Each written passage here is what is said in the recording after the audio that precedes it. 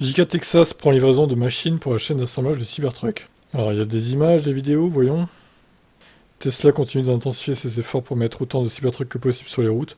L'entreprise développe activement la chaîne de production du truck, comme le montrent les dernières observations. Donc toujours des mecs qui survolent les usines avec des drones. Hein. Voilà. Le camion donc qui a été repéré a fourni des robots pour la ligne de production du Cybertruck, comme indiqué sur la boîte, c'était marqué CT Zone X. Tesla s'appuie fortement sur les robots pour la fabrication de ces véhicules. Les pièces marquées pour la chaîne de montage du Cybertruck.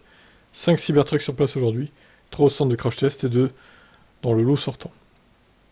Mettre en place une ligne de production pour le Cybertruck n'est pas une tâche facile. Les technologies utilisées pour le produire sont nouvelles, ce qui signifie qu'il n'existe aucune connaissance dans l'industrie automobile décrivant l'expérience.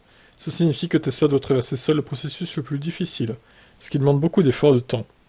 Musk souligne souvent que créer des prototypes est facile, mais que la production de masse est difficile.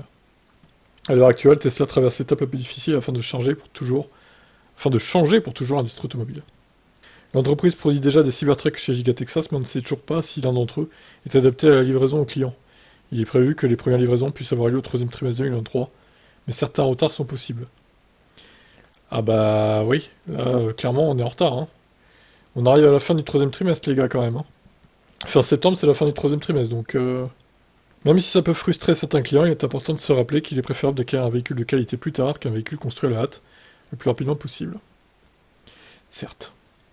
On ne sait toujours pas si le Cybertruck a reçu les tests de la NHTSA. Le truck nécessite des crash tests de la NHTSA et un certificat de conformité avant de pouvoir être officiellement livré. Il a également noté qu'il y avait 5 Cybertrucks sur le site.